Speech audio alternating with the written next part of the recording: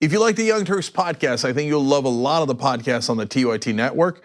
Old School, it's one of my favorites, one of the favorites for a lot of the listeners. Please check that out, subscribe, share it. That makes a big difference, and give it a 5-star rating. Thank you.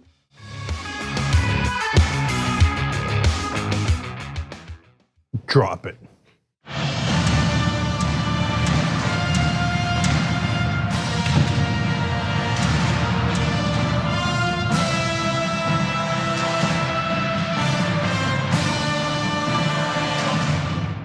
All right, Cenk Uygur, John Iadarola, Maytha Alhassen, power panel, obviously. All right, we've got massive news for you guys. Elizabeth Warren is out with her Medicare for All plan, and then people are reacting to it already. Joe Biden reaction, Nancy Pelosi reaction. Most importantly, what's our reaction? Is it really Medicare? Most importantly, is it really Medicare for all? No, but that is the most important part. And so that has been the big mystery. For the mainstream media, it was, how's she gonna pay for it? We have that too, but for progressives, the most important question is if it's actually Medicare for all. And then we have, the bumbling, fumbling shenanigans of Donald Trump and Rudy Giuliani. Fun for everybody. Okay, so lots and lots to show for you guys. But first, fascinating. I was gonna say massive. Is it massive? It's close to, it's borderline. Breaking news, John, go. Okay, Beto O'Rourke is out. It's done, he's dropping out as of today. This happened just like 10 or 15 minutes ago. He put out a statement saying, our campaign has always been about speaking clearly, speaking honestly, jumping on top of things and acting decisively. In that spirit, I am announcing that my service to the country will not be as a candidate or as the nominee. For those of you listening to the show rather than watching, he didn't actually say that. He didn't actually say jumping on top of things. But when everything he else was verbatim. Act decisively, he means I see something high, I get onto something high. That's what he means. But anyway, he's been in this for a long time, and initially he entered the race, with a certain amount of viral interest from people coming from his Senate race. He raised like $6 million in the first 48 hours, and then I read a stat was that $6 million in the first 48 hours was more than he would go on to raise in the next 1,000 days. Wow. Which I don't understand how that's possible numbers wise, but that's what was in like the Washington Post. Maybe they mean hours, I don't know. No, it's definitely possible. Yeah. So here's my take on Beto, and it's a really complicated one. And you really? Yeah, so let me explain why. Because a lot of other candidates are in clearly defined buckets, right? Biden, Klobuchar are more conservative Democrats. They say you don't really need any change. We're just gonna fiddle around the edges, and we are not Donald Trump. Okay, and then there are the progressive candidates: Bernie Sanders, Elizabeth Warren. Those are very clear ends of the spectrum, right? And now this end of the spectrum is weighted down with almost all the other candidates: John Delaney, some of the former candidates like John Hickenlooper, et cetera. And then there was a small sliver in the middle that could have gone either way in the beginning of the campaign, right? They could have gone in the progressive route, they could have gone in the more conservative route, and so that was Beto, Buttigieg, and I would argue Kamala Harris, Gillibrand, and Booker. Okay, so now that's small when you compare the 27 people that were in this race at different times, but it's an important 5. They're establishment figures that were leaning progressive, doing things like rejecting corporate PAC money, et cetera. So Beto, I have in the camp of well-intentioned within that bucket, okay? I also have Booker in that well-intentioned bucket, but ultimately made a terrible decision that probably none of the rest of the media will talk about now. That was absolutely decisive. So at the beginning of his campaign, he had his team that had done spectacularly well in the Texas Senate race, but particularly his field team, the people who organized the volunteers and the staffers to go out and knock on doors, make the phone calls. They broke every record there was in reaching out through grassroots in Texas. That's why he almost beat Ted Cruz in a spectacularly run race. So he had it, and that's why he raised the $6 million right in the beginning. People are like, oh my God. And in the beginning, he had started running as a real firebrand progressive, no corporate PAC money. And I'm gonna come back to that because he should get a lot of credit for that. Medicare for all, et cetera. Then near the end of the race, he was like, not really Medicare for all. And I was like, oh no. John covered. I feel like we had those concerns much earlier though, even back during the Senate race. I'm saying in the Senate race. I'm sorry. okay, Thank you for yes, clarifying. yeah. Yes. So I was just about to say, John watched the first debate that he had with Ted Cruz, came back and was like, I don't think he's for Medicare for all, right? Then Anna and I covered the second debate, and we did this all on tyt.com. We might have done it for the members, tyt.com/join, so you don't miss any of our content. So we came back scratching our heads like, he seems like he's leaning away from progressives now. And I think that was a critical mistake. I think if he hadn't done that, he might have actually won in Texas. But most importantly, he runs that amazing race, he turns around and he's gonna run for president. And everybody says, Beto, you got this. You're the next Bobby Kennedy. You're gonna win. This is so exciting. So we brought in the Obama people. Now I would have said, and why would I want them? I have the most amazing team that's ever been assembled. So, and he's like, oh, Obama staffers. So he hired them and decided that they were not gonna do the grassroots campaign that he had done in Texas. Disaster. So the grassroots team that was legendary left. Zach Mallitz, Becky Bond, and all the people that worked with them. These are diehard progressives and the best in the business in organizing, okay? So they immediately left because Beto decided to go in the opposite direction. Let me ask those people who believe in those Obama staffers now, how'd that work out for you? Yeah, I think it was a completely different environment for Obama. One, the candidate was a different charismatic type of figure, that Beto O'Rourke, for all his impassioned rhetoric, was not an Obama. And the staffers were young and they very much utilized a digital space that hadn't previously before been leveraged for a campaign. So there were unique crevices that this Obama world had explored. And again, we've seen like the connection with people who worked on the team that went to Cambridge Analytica and then just really shifted their whole setup. But that formula doesn't necessarily work now in this moment. That's one thing. And two, it's interesting to me when candidates can't win smaller races. Of course, Texas is a notoriously difficult race to win as a Democrat to become a senator.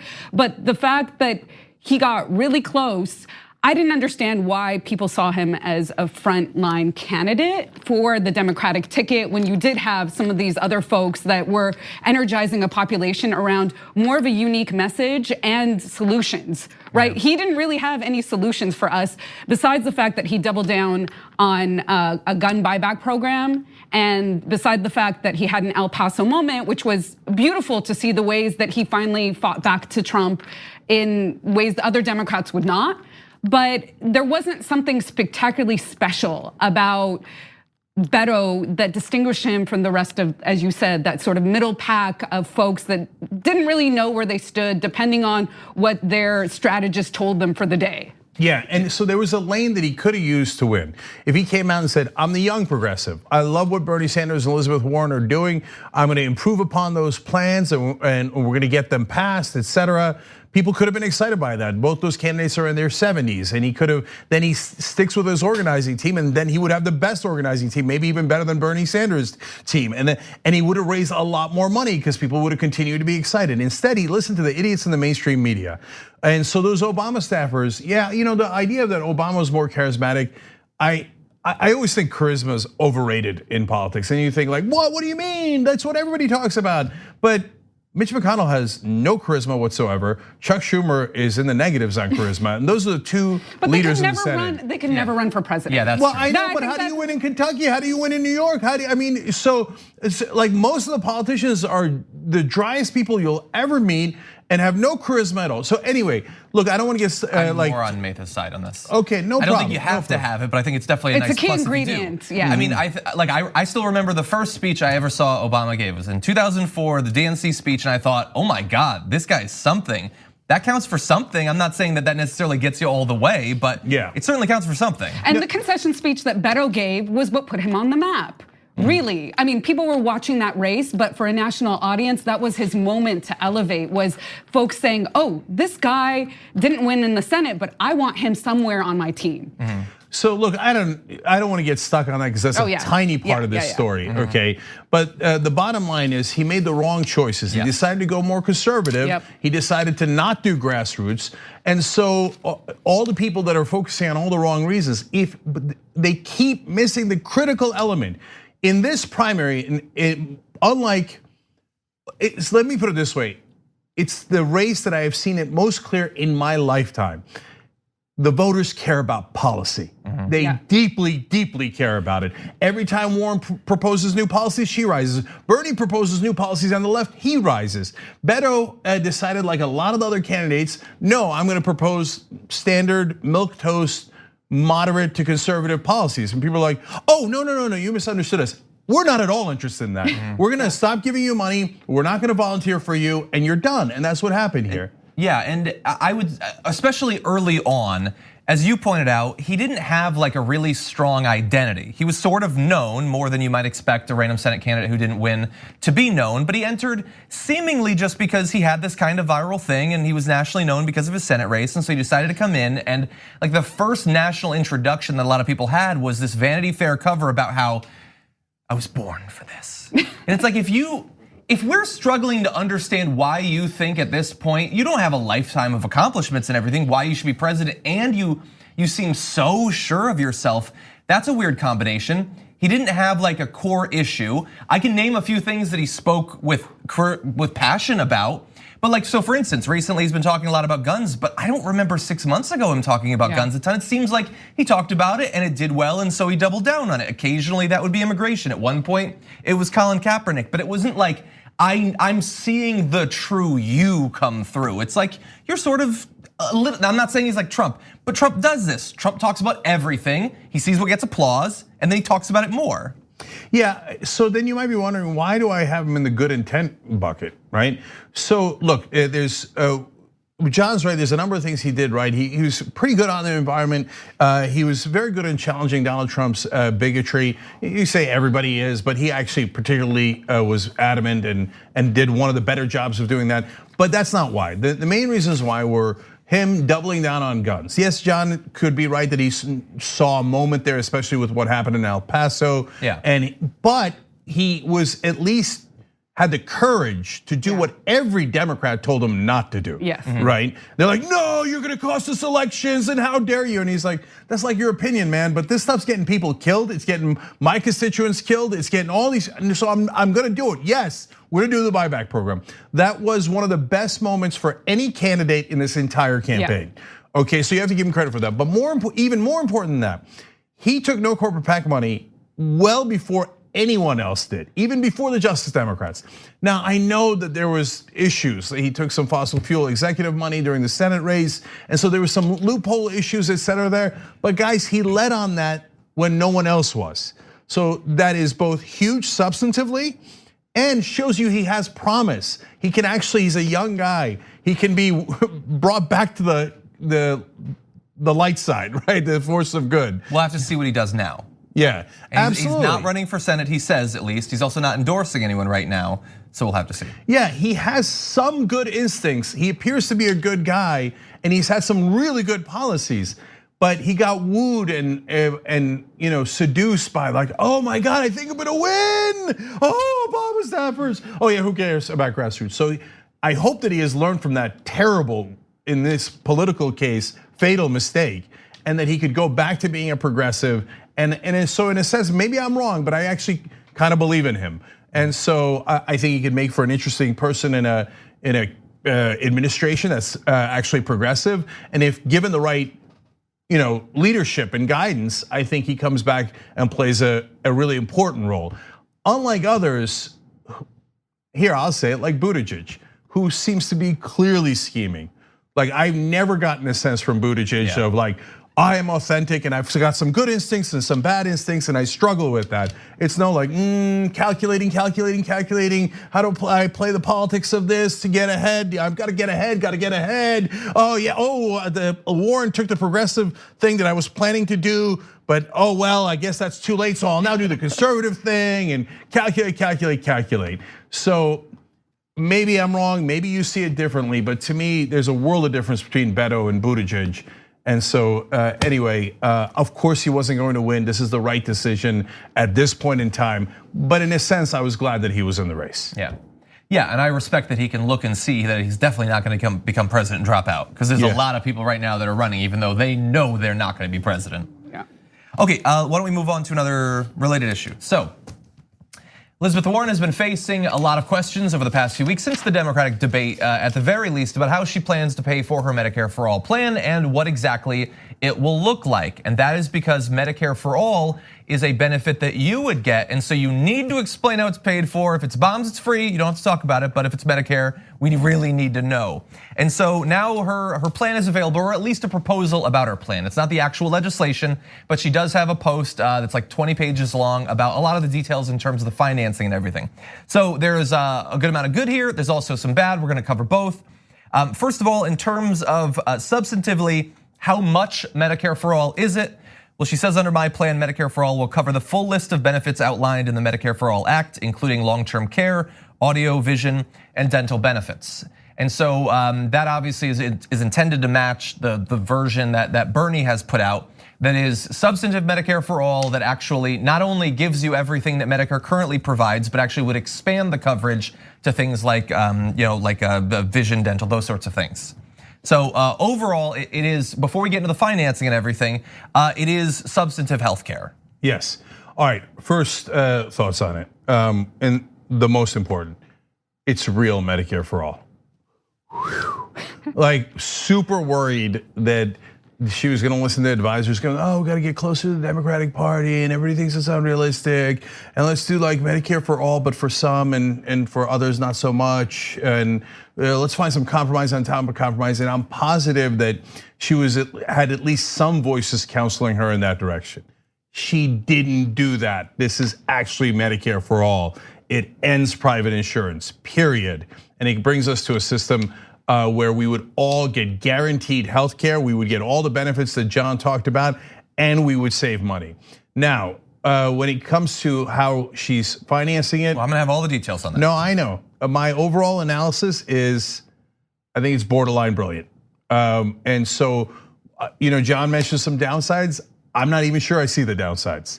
And so we'll talk her through, we'll have a conversation about it, but she did it. It's real Medicare for all, and she clearly pays for it. Yeah. This was so smart because now in the debates, what she can do, and I agree, this is Medicare for all, but she can say when she is being pressed on where are we gonna get the money from, and I know we're gonna talk about that in a second, and what does it mean? What are the parameters of this Medicare for all that you're proposing? She can say, read the plan. I put it out there, and if you didn't do your job, journalists, to read the plan, then I'm not the one who should be responsible for the fact that you're not doing your work. And it's out here for everybody in the public to see and to comb through it. What she starts with is such a great story about her father and his heart attack and how that led them not only to go to the brink emotionally, but also financially, and how this is such a common story for Americans, but that set the stage for her to really be committed to interrogate what is happening in this industry and how can we radically change it. And the reason why I'm not necessarily surprised of how this turned out is that Elizabeth Warren, I've known some of the work that she's done, especially in her interest around economic policy for middle class folks. She's worked closely with the Roosevelt Institute, which is a think tank that writes about the rules of the economy and wants to shift them dramatically in the favor of average Americans.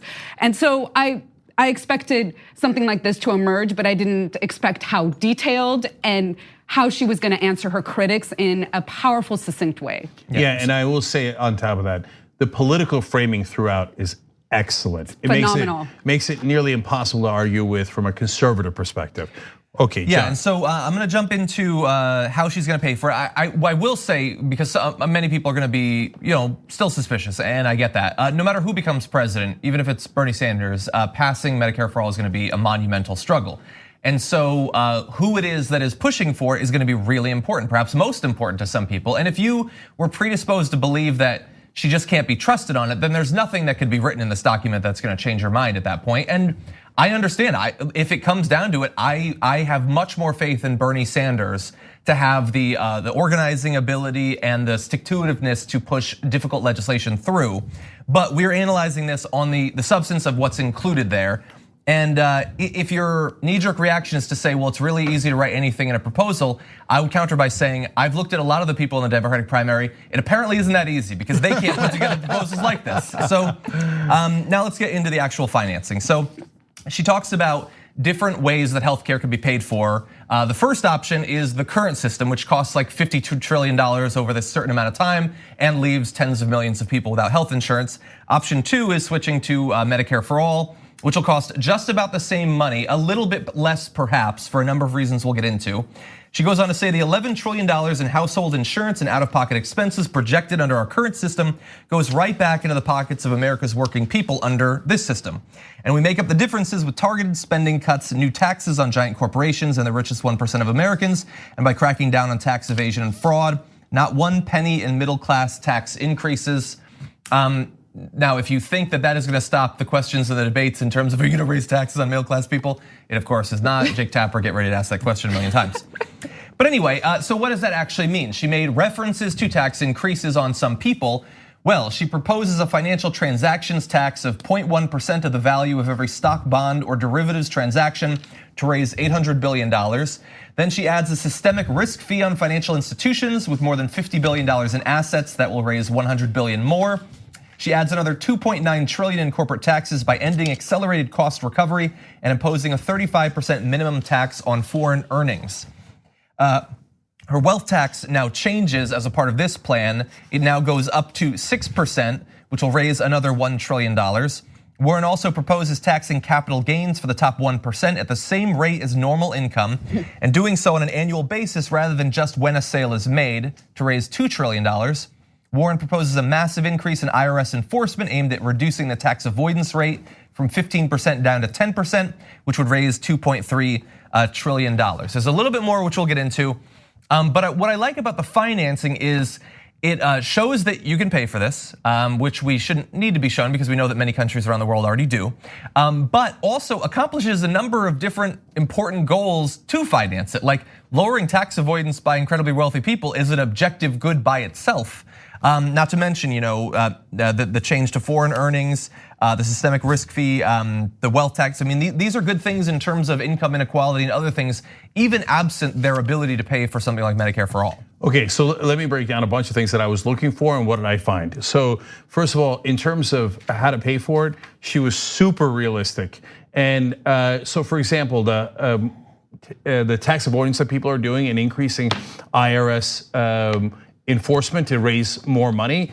What I was looking for is she going to say that we can make up all the money that people normally cheat on their taxes on? Because if she said that, I would have thought that's unrealistic. So she's stretching things to try to get it done. She didn't. She was very conservative on that. She just said we can raise enough money from that to make up a third of the money that people are cheating on by not paying their taxes. Only a third. And we would have only gotten to a point where we would be half as good as the United Kingdom in catching tax cheats. And she put down specific numbers, which are absolutely true, that for every dollar that you put into the IRS, the government spends on the IRS, we get back $6. Now, the reason we don't do that is because Republicans and corporate Democrats don't want to catch tax cheats because those are their donors. So and themselves. In some cases, that as well. So through every step of this, it was not only very realistic, showed you the exact numbers on how you pay for it, and then also she framed it well in terms of how about you guys? What do you get out of it? So she points out that the average American family of 4 pays $12,378 every year in healthcare costs. That's co-pays, premiums, deductibles, and what you pay into your own insurance through an employer, right? So everybody that works at a company, your employer pays part of the cost, you pay part of their cost. When you put all that in, it's over $12,000. That's gone. That's gone under this plan. Okay, so everybody just saved $12,000. Now the second part of it is that employer part that you're paying, the insurance part that you're chipping in through your employer, that then becomes a raise that you get from your employer. That's a double raise. And then so you say, well, okay, how do you pay for it? And then she explains exactly how you do it. So one of the things that she talks about is the bureaucracy costs in private insurance is about 12% of the cost of the system. In Medicare, that already exists, it's 2.3%. So the difference is trillions of dollars. So when you go to Medicare for all and you lower those, well, you just save trillions of dollars. And she goes through trillions by trillions by trillions, showing you exactly how she's paying for it. The only part of the paying for it that I balked at a little bit, and now I'm more conservative than Warren is in this regard, is paying for capital gains yearly as opposed to when you sell something. I know that there's a good progressive argument for that. I think that enforcement's a little hard to do. I'm not sure, I'm not perfectly sold on that. But my God, we're talking about around the edges here, right? So she nailed most of it. And when they go, I kept thinking as I'm reading this whole thing, when Buttigieg or Biden or Trump goes to argue against this, they're gonna get slaughtered.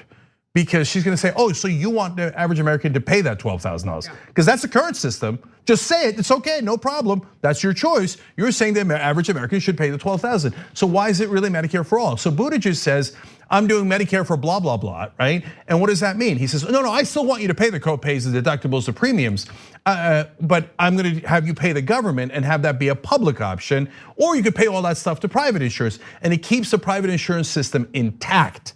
That's useless, okay? In this case, she says, no, you don't have to pay for any of that, right? We're gonna raise the money through other means, and she explains meticulously how. So it's real Medicare for all. And when Buttigieg says, no, I wanna defend the current system where 87 million people are either uninsured or underinsured. 37 million people don't buy prescription drugs that they need because they can't afford it. 36 million people don't get treatment that they know they need, the doctors told them they need because they can't afford it, let alone all the bankruptcies. When the Buttigiegs and the Bidens of the world try to defend that, they're gonna get politically hammered.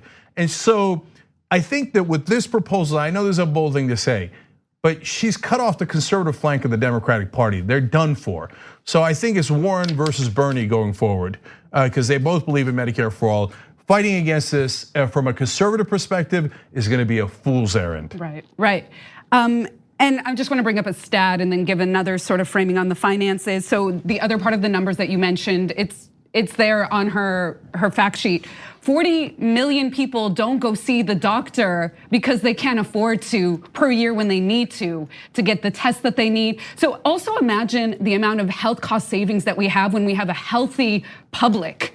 And that's the other thing that the expenses are going towards is emergency procedures, overcrowded ERs. And these are the things that this could solve for. The other thing that I love that she does, we always talk about how people don't ask where the money's gonna come from for corporate welfare. Nobody really cared or asked about Obama and Bush bailing out the banks and where that came from our tax dollars. But she also held the military industrial complex accountable in this. So part of what she is going to rein spending on is the defense industry. And so she said, since the 9/11 attacks, the United States has appropriated $2 trillion to fund combat and counterterrorism operations around the world via the Overseas Contingency Operations Fund. And so that amount is $116 billion per year. She's proposing to cut that. Imagine how much we would save when we also pull from these industries that aren't doing anything for us, and they are taking our tax dollars. We don't ask how we are funding the military or how we're funding corporate greed. We just always ask about the thing that actually is the most imperative in our lives. And it's funny that you bring up Buttigieg because I don't know if folks know, but Buttigieg's father is a preeminent scholar on Gramsci. He translates Gramsci, and Gramsci is like the godfather in communist socialist thought. So he clearly made calculations because he was exposed to Gramsci's thinking via his father. And I hope that does wash away that tide of the Democratic Party, and especially young folks who think that they could masquerade as a Democrat while espousing conservative values. Yeah. All right, last thing, guys. One other part of the proposal that I loved, it shows that she's a true progressive. Now, you could, by the way, if you say, no, I think Bernie can get it done better, he has a higher likelihood of passing it with putting grassroots pressure, et cetera, that is a perfectly fair thing to think. And Bernie is the one who wrote the damn bill in the first place. He's the reason we're talking about it. Exactly, he's been pushing it forward for 40 years, and you want to vote for Bernie based on that? That makes perfect sense, okay? But the thing you cannot say is that Warren's not a real progressive. This is massively progressive, and on top of the cutting the defense spending and charging more for the banks and et cetera, is she brings corporate tax rates back up. Now, when you'll know a fake progressive when they say, oh yes, these corporate tax cuts were terrible, we need to bring them back up to 25%. You're like, wait a minute, they weren't 25%, they were 35%. And Warren says, oh yeah, we're gonna bring them back up to 35%. Not only that, we're gonna go all across the world and say, hey, you wanna hide your money in the Cayman Islands, Ireland, Netherlands, wherever you wanna hide it? No, you're gonna pay 35%, no ands, ifs, or buts. So that's Wall Street would read this and they will be furious because it has a financial transaction tax, it holds corporations accountable and wipes out the healthcare industry that's been bilking us for trillions of dollars, sucking off of us, the American people, for trillions upon trillions of dollars and putting it into their pockets. She talks about how the top 62 CEOs got $1.1 billion in pay last year. Okay, that's all coming out of our pocket for no damn reason. Wall Street will hate this, the American people will love it, and it proves beyond a shadow of a doubt that she's a true progressive. There was more that I wish we could have gotten to, but we're unfortunately way over, so I think it's time for the first break. All right, we'll be right back. We need to talk about a relatively new show called the Republic, or UNFTR. As a Young Turks fan, you already know that the government, the media, and corporations are constantly peddling lies that serve the interests of the rich and powerful. But now there's a podcast dedicated to unraveling those lies, debunking the conventional wisdom. In each episode of the Republic, or UNFTR, the host delves into a different historical episode or topic that's generally misunderstood or purposely obfuscated by the so-called powers that be, featuring in-depth research, razor-sharp commentary, and just the right amount of vulgarity. The UNFTR podcast takes a sledgehammer to what you thought you knew about some of the nation's most sacred historical cows. But don't just take my word for it. The New York Times described UNFTR as consistently compelling and educational, aiming to challenge conventional wisdom and upend the historical narratives that were taught in school. For as the great philosopher Yoda once put it, you must unlearn what you have learned. And that's true whether you're in Jedi training or you're uprooting and exposing all the propaganda and disinformation you've been fed over the course of your lifetime. So search for UNFTR in your podcast app today and get ready to get informed, angered, and entertained all at the same time.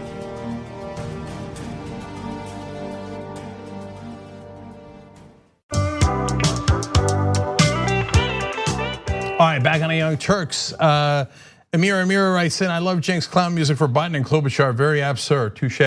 Okay, fun.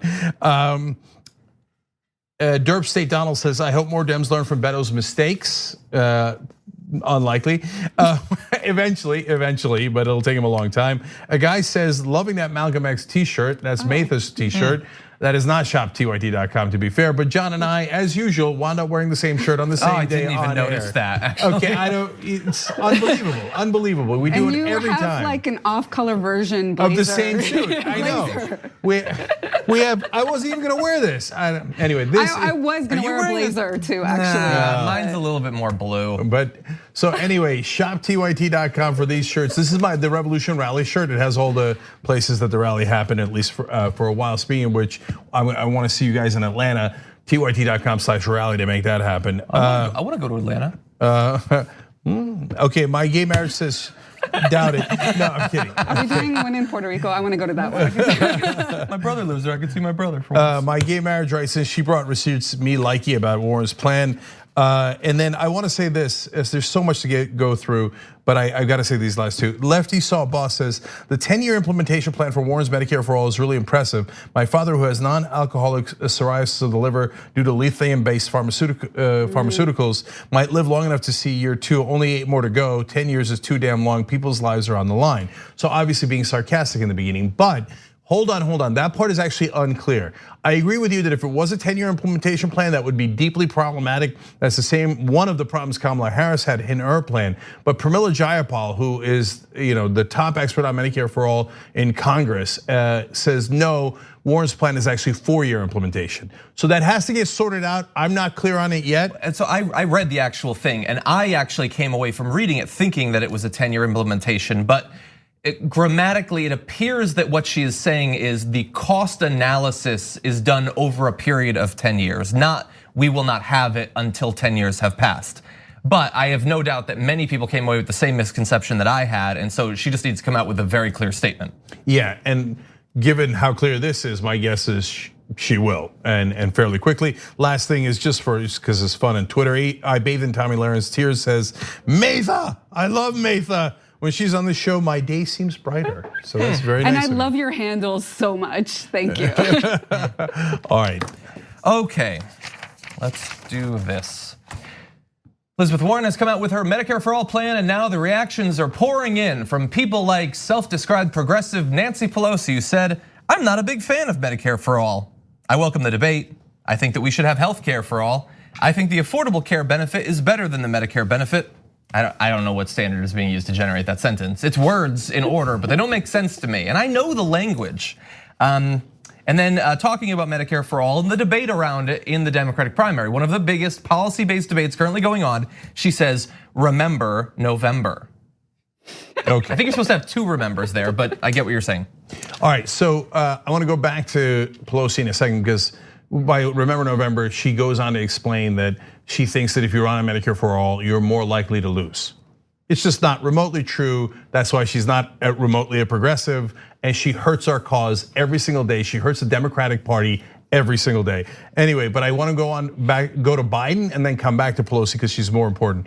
Biden, when questioned about Warren's new plan, responded, quote, she's making it up. What? What? It's a 20-page plan with incredible specificity. What do you mean she's making it up? And then he says this. Okay, does he counter with incredibly specific numbers? He goes, no. Look, nobody thinks it's $20 trillion. It's between 30 and $40 trillion.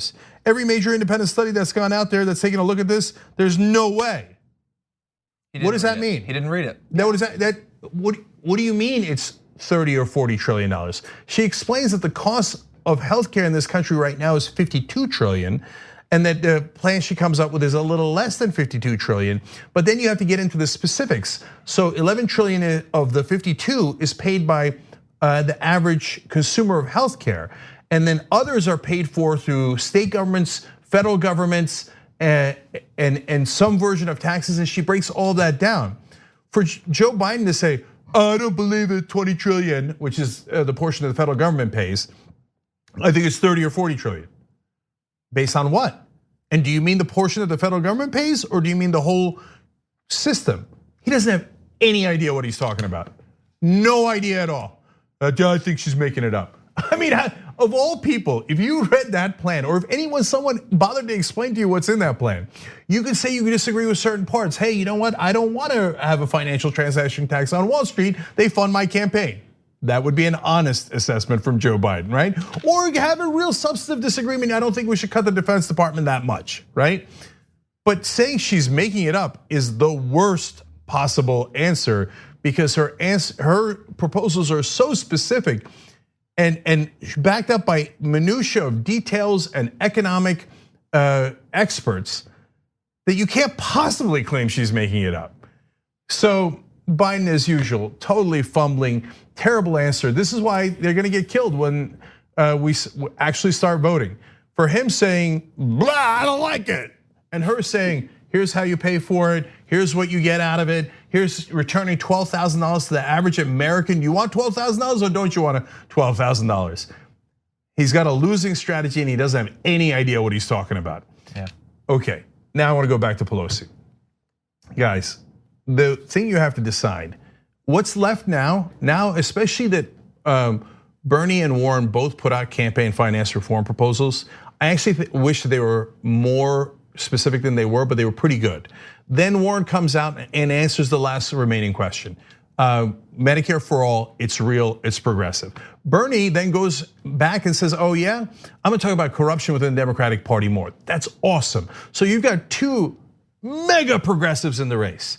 I think that those issues are settled. They're both plenty progressive. The question that remains is, who's going to be good enough to get the bills passed? And in order to get the bills passed, you have to get past Nancy Pelosi and Chuck Schumer. So they are opposed to Medicare for all. And now the media oftentimes obscures things on their behalf. Well, it's unclear, blah, blah, blah. Well, thank you. Nancy Pelosi just clarified it. She said, I'm not for it. It was super obvious before. She said she was not for it before. She sent her top staffer to tell the healthcare industry, don't worry, we're on your side. You keep giving us money and we're not gonna do Medicare for all. But now she said it publicly, super clear. So the question is, who can get past Nancy Pelosi and defeat her better? Shahid Buttar? Shahid Buttar is running against her in San Francisco. You should definitely check out his campaign because these corporate Democrats are in a lot of ways an even bigger threat than the Republicans. We can outvote the Republicans. The Republicans are irredeemable. The question is, can you get the corporate Democrats to actually be progressive? And the reality is, right now as things stand, no. And my thesis on that is you must break them. And people go, oh, they're so uncomfortable. Oh, no, what do you mean? I don't agree. She just said to us, she doesn't agree with us. So if you're standing in my way politically, you either have to change your mind or we need to break you politically so that we can remove your political carcass and move forward and pass the goddamn bill. So who's gonna do that? Warren or Sanders? I don't know, that's a great question. Think about how ridiculous this is that you're having the top leadership of the Democratic Party try to stop a front runner. How ludicrous is that? Think about the fact that I don't want to give GOP any sort of credit, but the credit that they do deserve was that they noticed that Trump was winning the caucuses. And so they got out of the way for his crazy platform and they let it happen and they fell into line. How does it make sense that Pelosi and Schumer are gonna stop a running train? And the way that she's explaining Remember November is that, okay, this is cool, but we're not gonna win the Electoral College. How out of touch are you? Because this is what Americans are concerned about. These are the folks who in the middle America, the numbers that we depend on with the Electoral College, healthcare is a huge issue for them. So the fact that all you have to do is let her speak and break down how it's getting paid for and how Americans are gonna be finally able to have Medicare for all. Why would you sabotage your own victory? And I would finally say, if you are going to look to Nancy Pelosi's predictions about what will save or doom the Democratic Party in the 2020 election, look, she stalled on impeachment month after month after month because she just thought, oh God, what happens if we go for it? We'll get killed. And then finally, she gets pushed into doing it begrudgingly. And the polls immediately start to swing in the favor of the Democrats, especially in battleground states. And so her instincts were horrible on that, a huge issue, and it definitely cost the Democrats to stall because of her lack of leadership. I would say she's equally wrong on this issue. You are not going to persuade her. She is part of the systemic corruption. She has raised incredible amounts of money from those healthcare industries. So you must defeat her politically. She is not your colleague, she's not your ally, and most importantly, what Maytha said, they don't believe in unity. It was a lie from day one. When their establishment Democrats were winning, they're like, unity, everybody bow their heads, bow their heads. Now Warren and Sanders are surging, and not Warren is leading, or is arguably tied with Biden in the national polls. Bernie is now taking the lead in New Hampshire and Nevada. All of a sudden, Nancy Pelosi hates unity. She's like, no, the plans of the leading candidates are terrible and I won't do them. I knew it. I told you guys from day one. They don't believe in unity, they believe in corruption. Have there been any consequences for Joe Manchin saying that he might vote for Trump over one of the frontrunners? Of course not. Schumer hasn't said a word about it because the reality is it's not Democrats versus Republicans. It's corporate Democrats and Republicans versus the rest of us.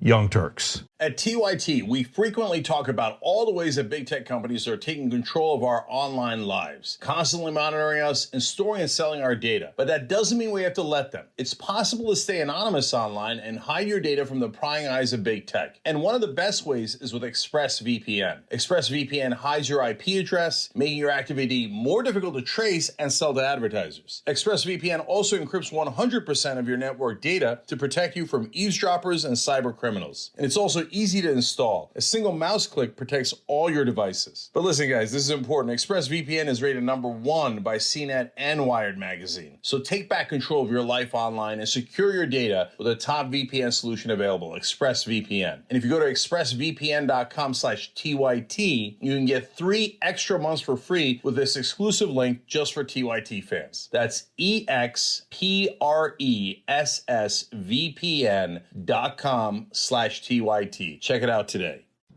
We hope you're enjoying this free clip from the Young Turks. If you want to get the whole show and more exclusive content while supporting independent media, become a member at tyt.com/join today. In the meantime, enjoy this free segment. All right, back on the Young Turks. So, by the way, we were talking about our shirts. Shop TYT is still having that Halloween sale. So go to shoptyt.com, put in spooky15 and you'll get 15% off of hoodies and long sleeve t-shirts. So check that out. And I want to tell you, look, John, of course, hosts the Damage Report for us. You can catch that on all of our platforms, Roku, Pluto, Xumo, YouTube TV. And obviously, if you're a member at tyt.com/join, you can watch it live. But also check out the YouTube channel, youtube.com/The Damage Report. It's killing it, it's doing great. It's got wonderful stories there. Okay, Jody R writes, isn't Pelosi's big achievement the ACA? She doesn't want to see that go away because she'll have nothing left to tout. Oh, that's devastating. And so that's undoubtedly a part of her calculation. And so that puts her ego above what is best for the American people. So great point, Jody. Shrink the right wing Amygdala writes, and Joe Biden is essentially calling Warren's Medicare for All plan fake news and eclectic miscellaneous. And so Biden's reaction is basically to stick his fingers in his ears and say, nah, I can't hear you. I think that's pretty accurate. So nice job, those are all our members. Okay, let's move on with something a little fun, although scary because of its implications. Rudy Giuliani is an absolute joke, but it's a joke I'm gonna tell right now. So just 26 days after he was tapped to advise Donald Trump as the White House cybersecurity czar, the former mayor went to a San Francisco Apple store and asked an employee to help him unlock his phone. The reason he did that is because he'd reportedly locked himself out because he entered his passcode wrong 10 times in a row, disabling the device.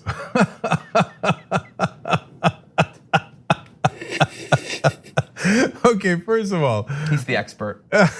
Okay, look, you mess up your iPhone, it's not a big deal, okay? And no one on planet Earth is surprised that Rudy screwed up his iPhone, right? Here's a guy who butt dialed a reporter the other day and accidentally left a message going, oh man, we need money really badly. I'm sending somebody to Turkey, I'm sending someone to Bahrain. They're like, oh, Jesus Christ, what are you doing, right? But Trump thought he would be the best at cyber security. Come on, man, it doesn't get any better than this. They give you 10 tries. I just imagine him. Like he's done the 9th and then he's sitting there like, Rudy, what have you gotten yourself into? He's like, you know what? I'm gonna roll these dice. No. I mean, I get afraid after the 5th time that then I back off because I know what will happen. Then I just sit for a second. But if you're thinking, no, it's just I'm gonna keep going, and you don't even know about the disable feature, then I'm scared a little bit. And I don't even understand it because, like, I get if it's some website you go to once a year, you forget your password. It's his phone. He's on it all day long. He's literally on it, on Laura Ingraham. He's using his phone as a prop. How do you have any time to forget your password? And to be so, he's not even in the ballpark. He got 10 tries and he messed it up every time. Yeah, and so I think that it might actually show you that they're breaking down mentally.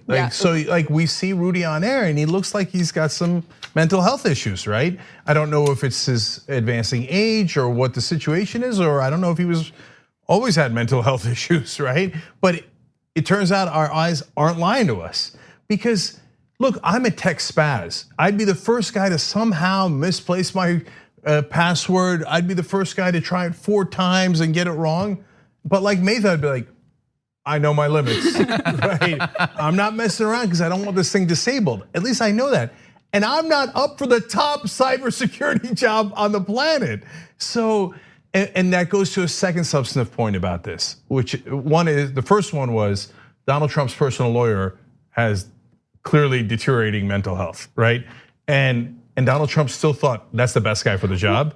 And then secondly, Donald Trump thought he was the best guy for this job, which means he doesn't care about qualifications at all, at all. He just thinks cybersecurity, I don't know it, I don't care. All I know is Rudy's a good guy. Rudy says I'm innocent on everything, so I want Rudy. Which job do you want him for? It doesn't matter. Oh yeah, no, he's just staffing with loyalists. I think the thing that this does to get more substantive, as you were saying, is that this is a metaphor for a type of behavior that is always excused. So he can go and do something wrong 10 times in any other place, and he's allowed to lie 10 times in a row and flip-flop between how he talks about the Ukraine call, and then he's allowed to, in plain sight, hide the fact that he is trying to make money from the Bahrainis or pull out money, and this is part of their strategy was to get Gulf money. That's, to bail Trump out in so many different ways, either through his business or through this campaign, this upcoming 2020 campaign. So I think that this is just emblematic of the way that these folks live their lives. And they just think there are no consequences. And so thankfully there are people in an Apple store that will relay this story to Gizmodo, and here we go. And this is not the only time that something like this has happened to Rudy Giuliani. Obviously there were the butt dials, which is still a thing. I thought it was from the 90s. And yes, he does talk about incredibly serious things potentially with criminal implications on these butt dials, but also in November, this is last year, Giuliani accidentally created a hyperlink in one of his tweets ranting about the Mueller probe. A social media user was quick to purchase the g-20.in domain name that he accidentally created and trolled Giuliani by making the link lead to a web page reading Donald J. Trump is a traitor to our country.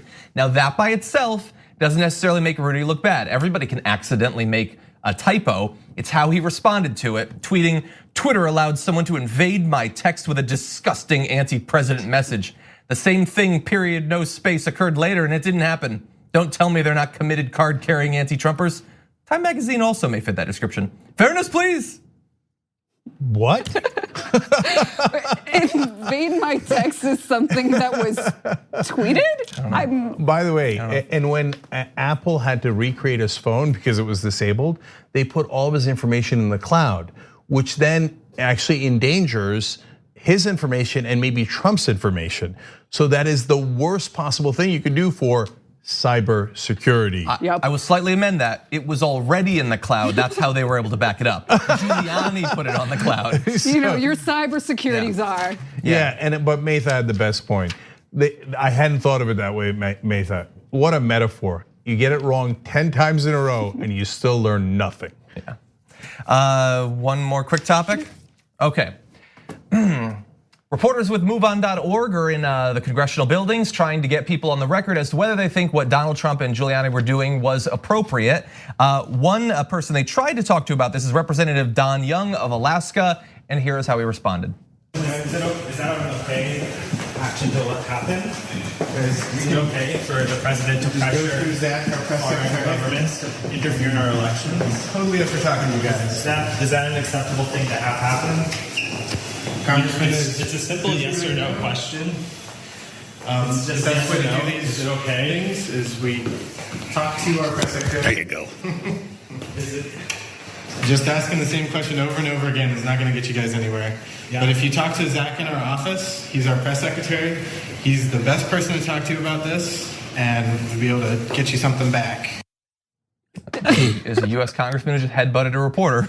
But when I tell you the history of Don Young, you'll think, oh yeah, okay, then now that makes sense. So here's a guy who is eccentric, to say the least. He's also deeply corrupt. We'll get to that in a second. When in 2010, the BP had the oil spill in the Gulf of Mexico, he said it's not an environmental disaster. Really? He said it's a natural phenomenon. I'm pretty sure an oil rig exploding in the middle of the Gulf is not a natural phenomenon. You'll be shocked to find out he takes a lot of money from oil and gas industry. During a congressional hearing, I'm quoting the Washington Post here in the 1990s, while arguing with then US Fish and Wildlife Service Director Molly Beatty, Young brandished an 18-inch long walrus penis and pounded it into his hand for emphasis. So the headbutt by comparison seems relatively tame.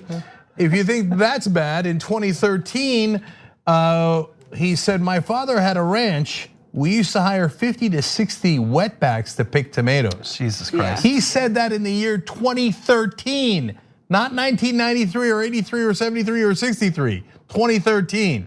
So the headbutt looks downright like benign compared to the things that he has said and done in the past, and I haven't even gotten to the corruption. Right, and then he tried to use that line about people that worked on his father's ranch to suggest that they've become so much efficient. You know, it takes two people to pick the same tomatoes now, but in that same year, he said that domestic violence, actually that same day, domestic violence could be avoided if people drank alone.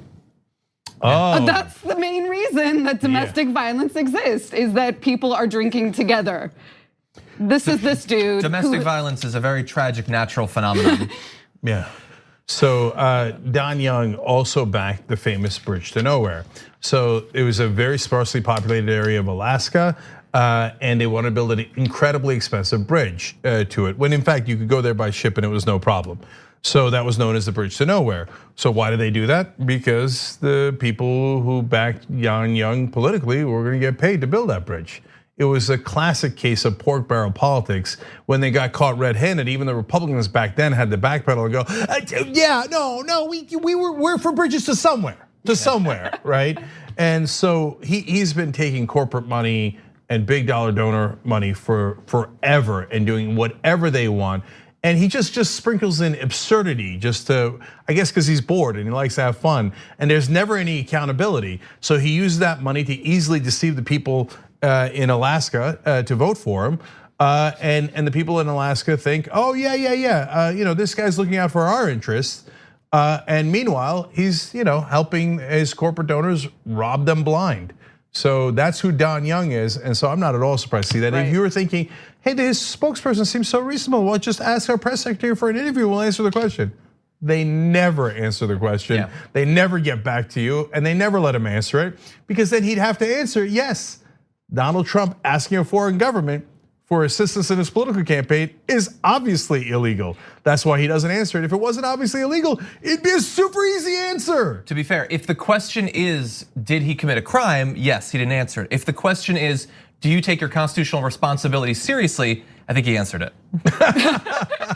I will say he's not good either at doing the headbutts. Soccer fans will know that Zinedine Zidane really did a full-on headbutt, and this guy can't even make the camera jiggle a little bit back. But yeah, he later said he couldn't wait to headbutt the Constitution. Oh God, he didn't say that. Okay. All right, we got a whole other hour coming up. Anna Kasperi and Ida Rodriguez. It is going to be fantastic. Maytha, John, thank you so much. We'll be right back, guys. Thanks for listening to the full episode of the Young Turks. Support our work, listen ad-free, access members-only bonus content, and more by subscribing to Apple Podcasts at apple.co/TYT. I'm your host, Cenk Uygur, and I'll see you soon.